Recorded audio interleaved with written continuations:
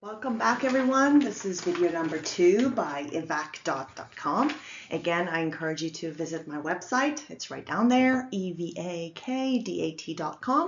to see what it's all about and even what the word means.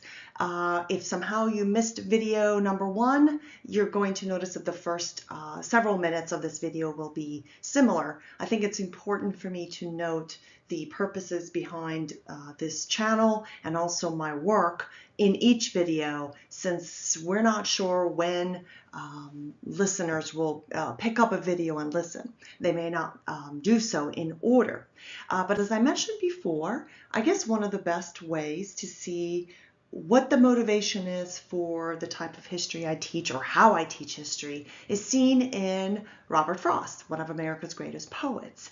In a 1949 notebook entry, he wrote that his favorites are historians. He loves history, but he was careful about calling any of their works history if it left him in doubt. So this channel is for those inquisitive minds who think there's more to the story.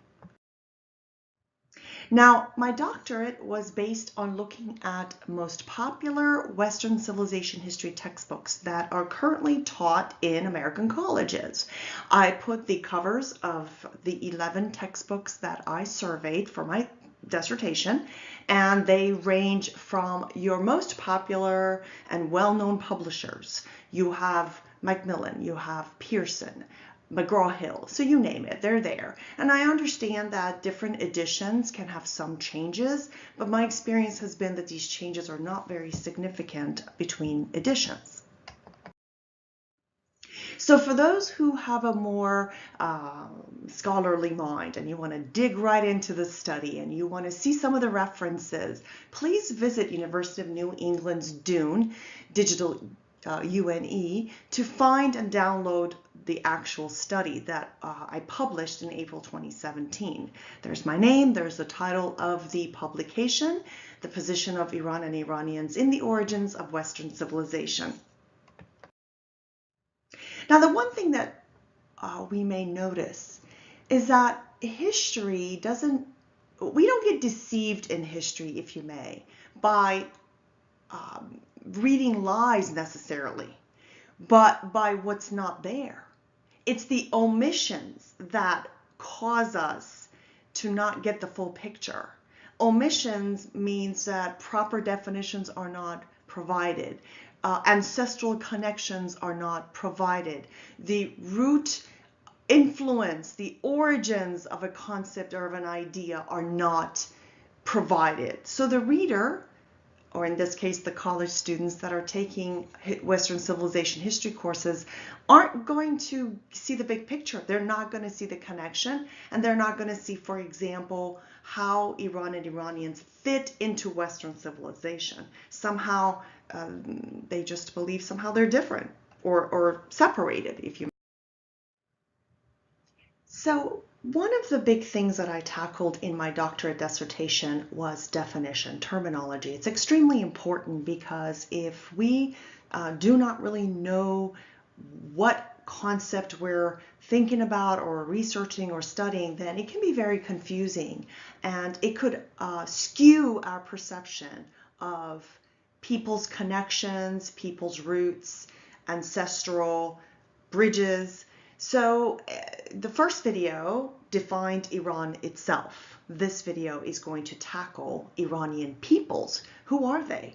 Because as I mentioned in the earlier video, the word Persia or Persian has been used as a proxy for Iran and Iranians for thousands of years. And that's perfectly fine. We can go around calling Persian art, Persian golf, Persian cat, Persian carpet, everything that Iranian creates as Persian, and that's perfectly fine. And Iranians often identify themselves as Persian. But it's important to note that Persia or Persians were one of many Iranian tribes. And I think once we convey this message through proper definition, then people can see, oh, okay, Iranians were not only ancestors of many Asiatic countries, but they were also ancestors of many European countries. They're part of the West. They're not separated from the West. They're part of the West. They don't influence the West. They're part of its origins. So Iranian peoples are Indo-European. And linguistically, they're divided into Eastern and Western branches. Iranians dwelled in Asia and Europe since the age of antiquity. Now, there are many Iranian tribes, but sources often use the name of the famous Persian tribe as a proxy for Iranian, and that's perfectly fine. For example, the Persian Iranians spoke Persian language, which was one of Iranian languages, and it was under the Western branch, not the Eastern branch. We're going to talk about the Eastern Iranians too.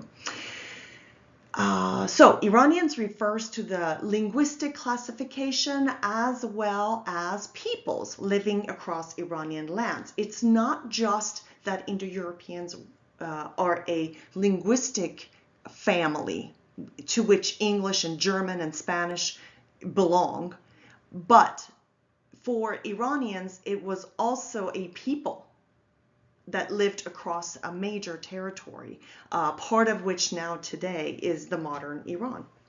In order to learn about Iranian culture, it's imperative to include, for example, the following modern territories that were part of the greater Iran: Afghanistan, Pakistan, Turkmenistan, Uzbekistan, Tajikistan, and Kyrgyzstan.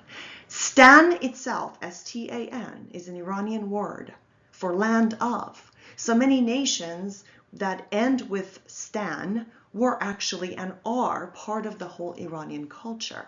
Again, for those of you who are interested in the sources that I used to come up with these definitions, the experts in the field, I have some scribbled down there, but if you look up my study itself on Dune for University of New England, if you download my study, then you're able to actually fully take advantage of these sources. So again, if we're going to take away in this theme of defining Iranian peoples, in short, well, how would we define them? One, they're Indo-Europeans, so they're related to the French, the German, the Italian, the English, and Americans whose ancestry is European. In addition to Asia, Iranians inhabited Europe since the ancient times. We'll talk more about this in future videos. We're not necessarily talking about the Persian branch of Iranians who settled in Europe. Other groups of Iranians settled. And so that's why we're defining these terminologies so specifically. There are many Iranian tribes. We'll talk more about it. So what is the significance of defining Iranian peoples properly? Well, we can see it just in one place alone.